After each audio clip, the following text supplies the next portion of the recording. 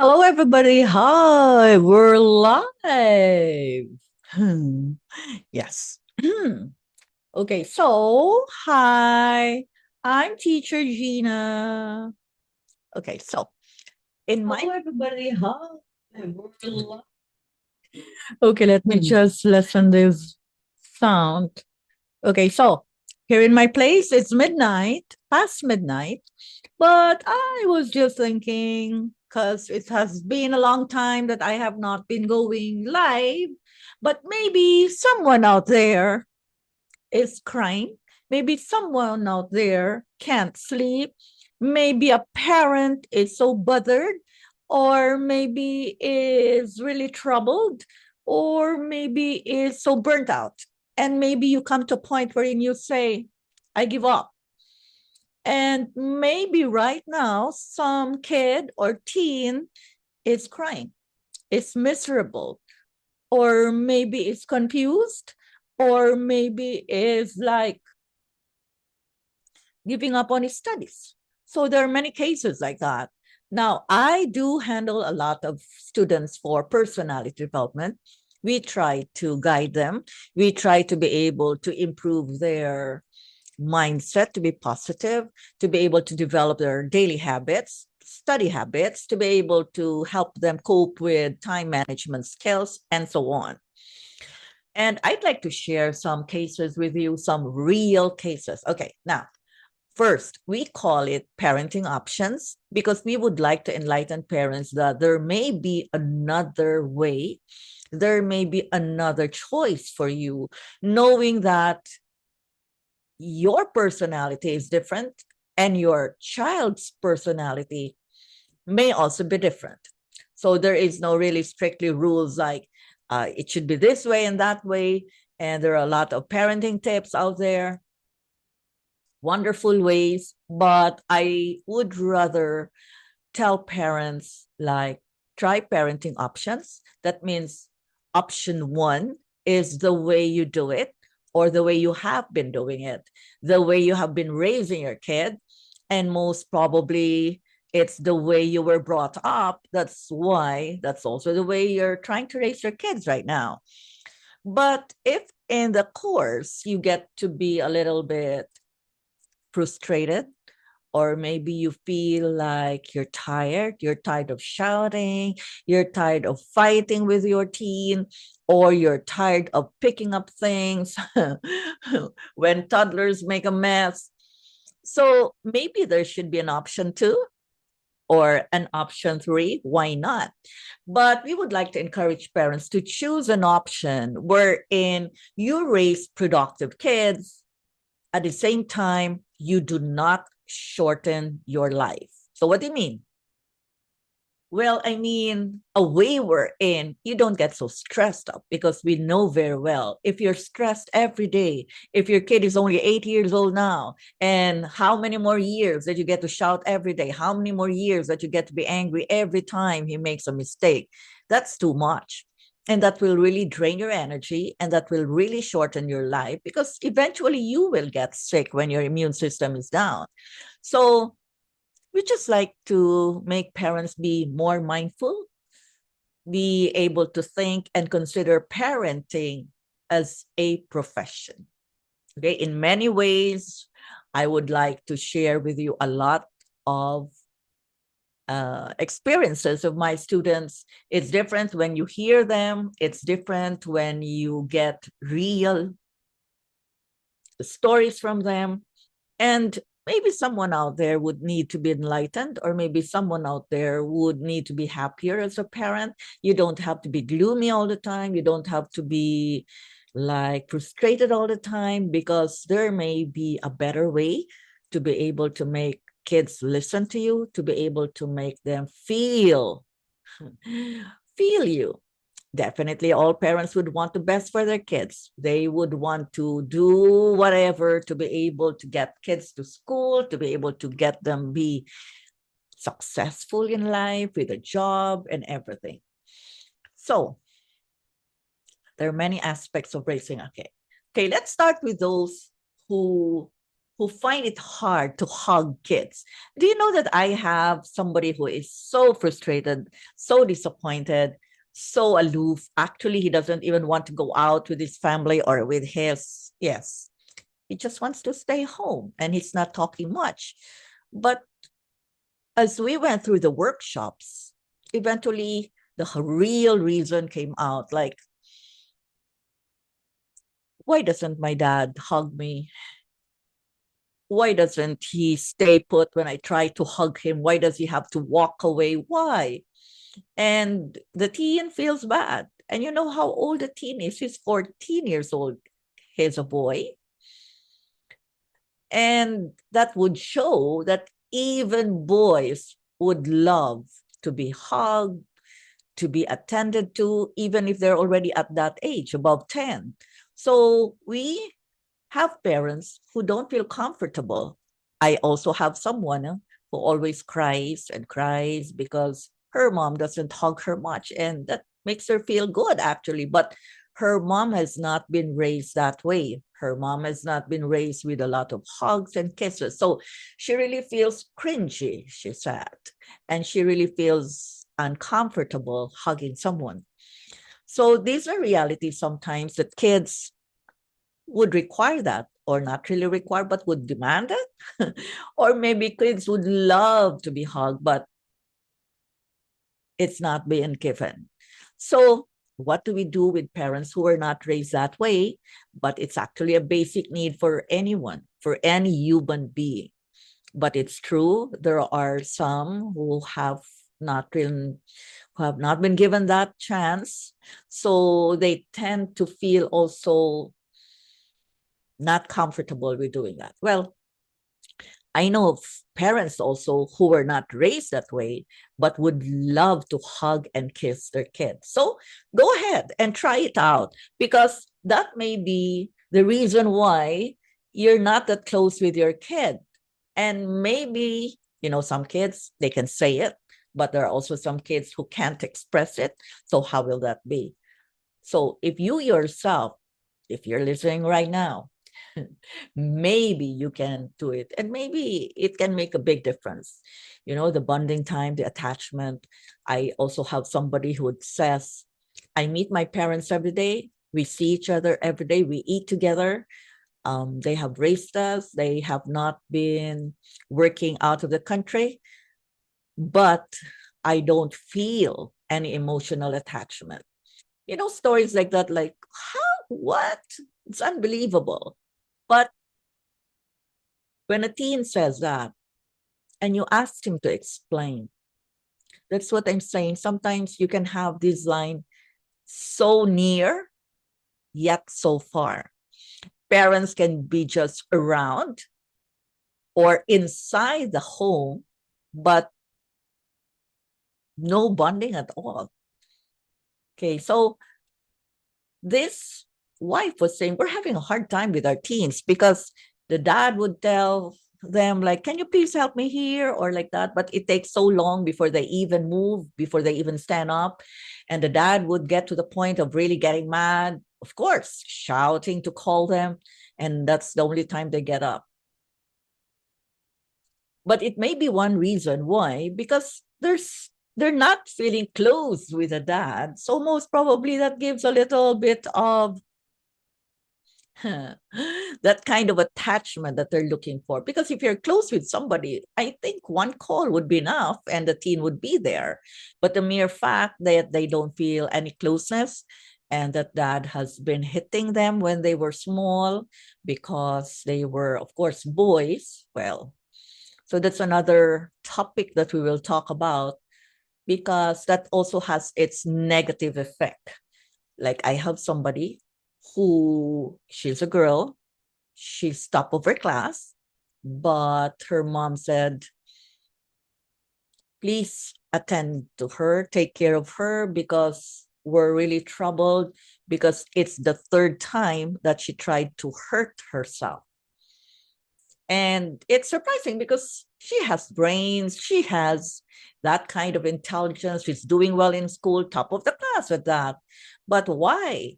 And eventually, as we did the workshops, they get to share stories, they get to tell me, they get to update me with how they really feel inside. But the reason why the dad has been hitting her for quite some time, and she couldn't understand because she's a girl. She couldn't understand why she has to be hurt, why she has to be given that treatment when she felt that her mistakes were really not that serious or were really not that big. So this is one reality we're in. Sometimes when a parent has been raised that way, the tendency is for the parent also to be able to use the same thing. But you know very well when it's a negative thing and then comes up the negative feeling of the child. And this is the reason why we want parenting option to be able to make parents be mindful. Let's stop all this from the negative past. Now you bring it up, now you use it, and then the next generation will just do the same way. We have to try to find a better way for everybody to be at peace in the house and to be able to like have a happy home. I know very well, even if you tell me, oh, because this is the way I was raised by my dad, and this is the way I want, and this is the way, and it turned out well anyway. Okay. It may have been good for you, but you don't know how your child will take it and what are the effects to the child, because you're much different from your child's personality. It all has different effects. And if you know very well that once you hit someone, once you try to slap someone or what, or maybe even tap the hand or what, use the belt, use the whatever tools you have, it really lowers the self-esteem of the person you're doing it to. And this is the reason why some end up to be depressed. Maybe not immediately. Some parents would say, oh, but I say sorry after. I explain. I asked her, do you understand why I did it? Do you understand where the mistake was and why we need to do this? And of course, the child would say, yes, I do understand. It's my mistake and like that. But the emotion is still there. The negative emotion is still there. The sadness is still there. Of course, they would say yes because they don't want to upset you. They don't want you to get mad again. And so they take it all. But is the effect there? Sometimes a parent would say, oh, I don't see anything, like she's okay, she's going to school. Yeah. But in my cases, some of my students, the effect didn't show right away. Not even a year. Some things happened when they were in grade 6 and now they're in 3rd year, 4th year high school. And when you ask them why, then they say, I cannot forget that moment when. I cannot forget when. I cannot understand why. So these are the things that sometimes affects them. So for parents there, sometimes the first thing you do is to check yourself. I agree with the reason. I agree that you really intend to raise your kid well. That's very valid. That's very natural. But sometimes some parents would say, I really also want to stop this. I'm not happy anymore. I feel tired. I feel drained. Yes, because once you do such things, I'm sure you also feel drained when you get to bed. You feel also low. You also feel hurt as you hurt your child, things like that. So we don't want to argue with anyone. We don't want to but we just want to say, maybe there is an option. If you're ready to think of another option, why not? If you're ready to be able to think, oh, I think I want to be happier in dealing with my kids. I think I want to be able to have a closer bond with them. Not that they follow me because they're scared. They obey me because if not, they will be hit. That they do cooperate with me because they know it's the right thing to do. Or they have better grades because it's for their future. Not only to make mom happy, dad happy, but they need all those lessons now so that they can go to the next level, until they get to college, until they finally get to land their dream job. Isn't that nice, right? Isn't that nice? So let's try to be able to consider a better option for everyone. So for example, like I was saying, as a toddler, handling a toddler, like an older child with a younger one, maybe 4 years old and 2 years old, like that. And the older one, maybe the younger one did something and the older one got a little upset and he hit the hand of the younger one. And of course, the younger brother cried. And here comes mom, who also spanked the older one and said, if you're going to hit him again, I am going to spank your hand. So that could be option one. But option two could be maybe you separate them, you let the younger one be busy with something while you talk to the older one, hold his hand, bring him to the kitchen, maybe let him prepare a sandwich, or maybe let him fix the table, or maybe let him color, use the crayons to color a sheet, draw an animal, and ask him, okay, what have you done so far? Then maybe said, okay, I set the table, I made a sandwich, I colored this giraffe on the coloring sheet, and then you can make him realize, see, those are the things that a hand should be used for. You don't use your hands to hurt anyone, nor to hit anyone. God gave you hands to be able to use it for productive ways, productive things. So in other words, that is option two. You're more relaxed. At the same time, you create a positive learning for your kid without spanking the kid, but yet he even learned more than just being spanked and say, okay, I won't hurt my brother anymore because you will spank me. It's more than that. That's what we mean by option two, that maybe you can think of other ways wherein whenever something happens, you go level up the learning of the child. Why? Because sometimes some parents would say, I told him again and again and again and again, and he doesn't understand. Maybe he only knows about this, but if you only explained more, gave examples, showed him more, showed him how, then maybe he can understand like, okay, I'll never do it again. Hands are for doing something good and for hugging and for loving my brother. See, so that's one example. Another example wherein you're supposed to explain more to a child, but sometimes there are parents now who, of course, go to work. Both mom and dad go to work. And sometimes they just don't have the time. Sometimes. And if they check on the kid and say, did you brush your teeth? And kid is already like lying down in bed and you would say, no. And mom would just get mad and say, get up, go, brush your teeth. What's wrong with you? Okay, so, and mom would say, maybe mom would say, I've been telling you again and again, again. Why? Why do I have to get mad at you? So that's option one.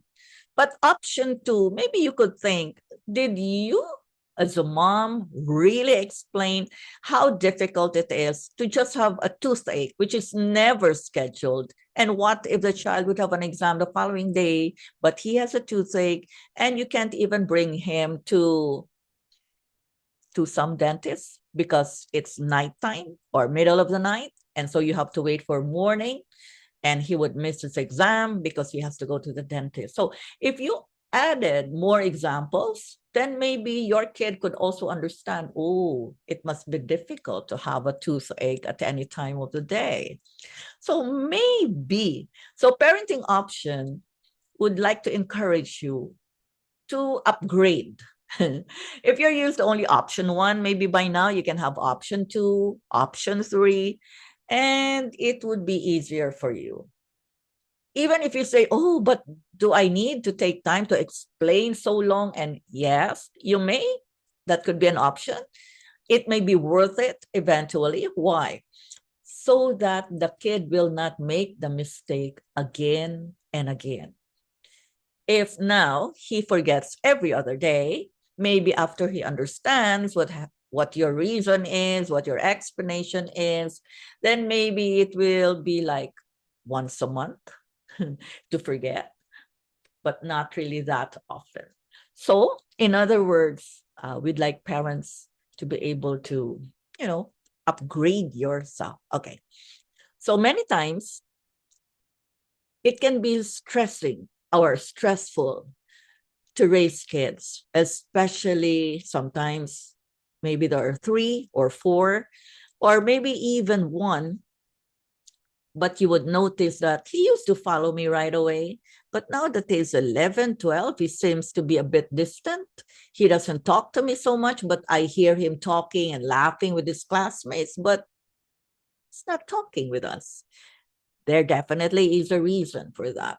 But before you handle your kid, you might want to check on yourself, evaluate yourself, assess yourself, check if you are a happy person so that you can project the love to your kids. Or are you too burnt out with your job, maybe, with your marriage, maybe, or whatever situation you are in? Are you able to hold your head above the water? Or are you trying to struggle so much? And even your emotions, you cannot control anymore. And it's more of the negative side than being positive. So, as you take care of your kids, do not forget the self-care too. Are you all right? Are you still spending time for yourself? Are you still enjoying your maybe tennis or maybe exercise or gardening? What hobbies do you have that could make you feel relaxed, that could make you feel happy because you like it?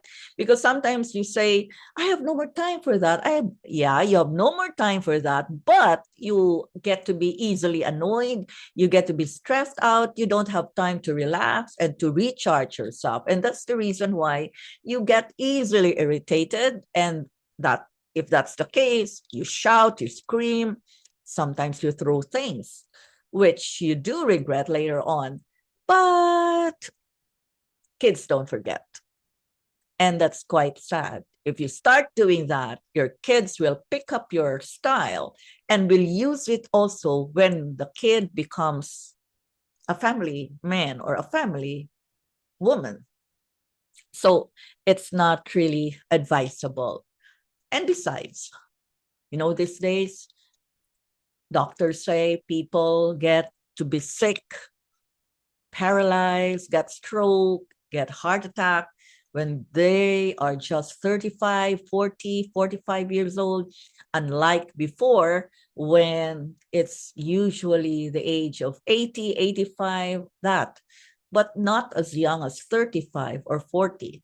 So you might as well want to check yourself, find something. Have I been missing something? Have I been allowing myself to just, be stagnant? I don't even have a time schedule for myself. I don't have a me time. I just always make an excuse. You see, because you deserve that. You have to be able to recharge. Otherwise, you cannot serve to be a happy parent. You cannot. You will always be so annoyed, irritable, grumpy, and everything. You have to fix yourself. And once you project a very positive, happy personality or aura, and then you get that back with your kids. You get to be able to say things calmly, even if you want to teach a lesson to your kid.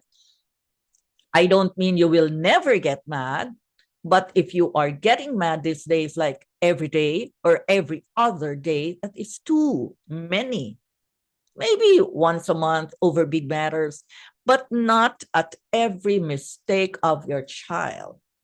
See, because you can always say things nicely. You can teach them nicely, even if it's been 3 times, 4 times, or this is the 3rd time you made a mistake. This is the 3rd time you left the lights open. Instead of screaming, like some of automatically would go, David! Maybe it can just be David, come on, David, but not really scream with intensity 9 or 10 voice. See, so you have to be able to, okay, organize yourself, make a timetable, check your schedule. Do I have a me time? Do I have time to take care of myself? Do I have time even to exercise, which is a must? What is my morning ritual? What is my morning habit? What is the first thing that I should do in the morning that could make me feel good, that could make me like be ready for the day, whatever it is. So we want parents to become confident parents. Like you don't need any tool, just by your ability to speak, to explain. You can make it clear with your kids. At the same time, you're able to add, multiply even your amount or load of patience which you need. You know how challenging it is to raise kids now, especially with the social media around. So you have to be able to upgrade yourself and your skills and your intelligence. Okay, so another thing that parenting option would like to do is to be able to make parents be thinkers, to be able to think fast so that you know what to say, when to say it, how to say it. Those are important because, mind you, if you say a bad word just because you're really mad, and it's understandable because what he did was not supposed to be done, but he did it despite your reminders. So once you say any bad word, once you have a personal attack on your child, that is something that he cannot forget. Even if you apologize after, even if you explain your emotion. Okay, so that's another thing that we want in parenting option, to be able to develop your emotional quotient to be higher, to be able to improve your EQ so that whatever situation it is, you can think faster and you can control yourself. You can be careful what to say, how to say it, and when to say it, even where to say it. Because it's not at all places that you can just, scold your child, embarrass him somewhere or in school.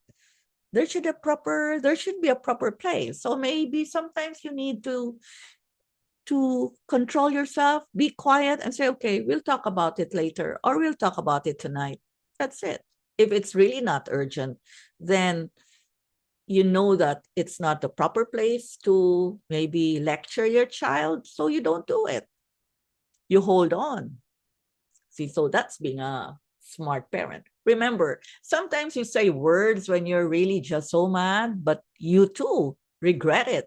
You too wish, oh, why did I say that? Now he is so hurt. But can you take it back? No. Can you cover the scar? No. So I have students who would say that happened like 3 years ago, 4 years ago, but I still feel bad about it. But do they tell the parents? No. Right? So this is what we mean, that sometimes you just really have to be careful with what you say, and you have to be able to be smart because you have to maintain that parent-child relationship to be positive, to be open, but to be strong. You cannot also keep scaring your kid. I will scare and scare him. I will really treat him these days. I will hit him if. The problem there is sometimes you don't know what's happening and you miss a lot because your child may not be telling you, but he may be telling friends. But what if that friend or his friends may not be giving a good advice? So how is that? That's why you have to be mindful because you know how kids are these days. Some group members of a certain section said, we can't ask parents. And I said, why? I'm sure your parents would love to hear you or they would love to hear your question and answer your question. But they said, no, teacher, if we tell them, they will be so mad. Oh, why? So, of course, I do understand that they fear So if you want your child to be able to open up and tell you more things, although it's not going to be everything, I'm very sure they would have some questions restricted only for them. But at least most of the time, they can open up to you and ask your advice. Hey, dad, can you? But do you know that there are situations now that dads also get home tired, stressed, and it shows in their faces. And one kid said, when I see my dad's face, I just go to my room and wait for weekend because that would be the best time to talk to him when he's not tired. But in my mind, I tell the parents, what if? What if the weekend never comes? So try when you get home to have that little time, maybe 10, 15 minutes to drop by their room, to have a little chat with them. Because I have several students who I wish I could talk to my parents at night. I wish we could have some chat. I wish we could share some stories, not about school, but no, because you're supposed to be the closest person in their lives when they're just home. Yeah. Don't wait until they're in college. They would have their own friends. So that's why establish this kind of bonding and this good relationship when they're kids and then when they become teens, because after that, your kids will really be having a lot of time, maybe outside, or maybe looking forward to spending time with friends and with you. It depends how you raise them. There are even those who are 19, 20, but they always feel excited when they are with their parents. And I wish you could have such, and that would be nice because they need you. They definitely need you. So don't create a wall, because the more you create a wall and say, I want this, I want this, I like this, I need to. Think about it first. Think of how so that you can get that. So it's a win-win situation.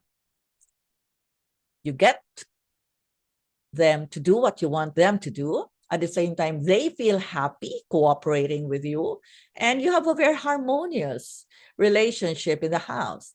It is so sad when you have a home and nobody's talking. It is so sad when the family gets home, but everyone is ignoring each other. It is sad when you have dinner and nobody is talking. And it is sad when you're supposed to be eating your meal and somebody's angry and there's fighting.